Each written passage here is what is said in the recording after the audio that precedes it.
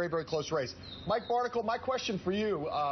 There was someone last night who commented that this debate was the death with dignity debate. I think that was not referring to Donald Trump, but to everybody else who decided, hey, look, if we're going to go down, at least let's try to salvage some semblance of our pride and self-respect. What did you think watching it from wherever you were? Well, I thought it was the tape your eyelids open debate because it was kind of boring. But before we get to Bianna's take on this, I want to ask Mark Halperin, as Dean of Students, Mark, I want to ask about your marks given to Donald Trump. Why did he get an A and the others just get a B? Well, because part of my grades is based on what does it do to your chances of being the nominee. And I think Donald Trump yesterday, again, he didn't strike back so hard that the thing devolved. He didn't have to defend himself that much. But he did counterpunch enough to say to the other guys on the stage and to Democrats, if he becomes the nominee, if I'm attacked, I will hit back.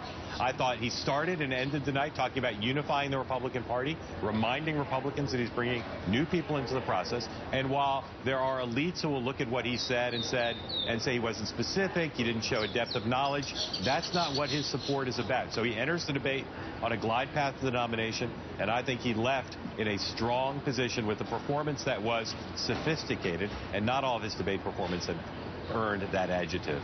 All right, Bianna, do you have a grading system that you want to employ here? I don't know if I'd give Donald Trump an A, but for the first time we saw a much more rational, reasonable, I dare to say even presidential side of Donald Trump, really focusing, you can tell, on the general election. For the first time we really heard specifics from him, 30,000 troops he said he would send to the Mideast. I thought it was also a great night for Marco Rubio, though. I thought his stance on Cuba, on the Middle East, on not confronting Donald on some of the issues that they'd butted heads on before. I thought it was a great night for Rubio. Not sure what it'll do for him in the polls, but at least it was a good night compared to last week. Gene Robinson, as we continue to contest Mark Halperin's grading system here, one of the things that Donald Trump said last night that would cause me to give him less than an A was his response to Jake Tapper's question about the tone and tenor of the campaign, of the rallies that he has.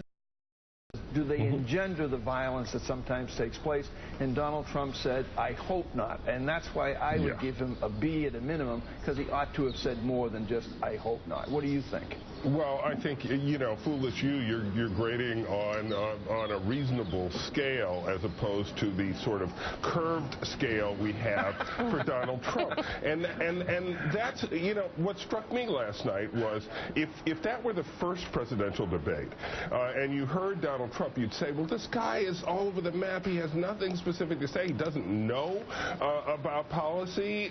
He doesn't, where did this guy come from? But we're used to it now. We're used to the way he performs in these debates. And so, that was what passes for presidential in a Donald Trump debate performance.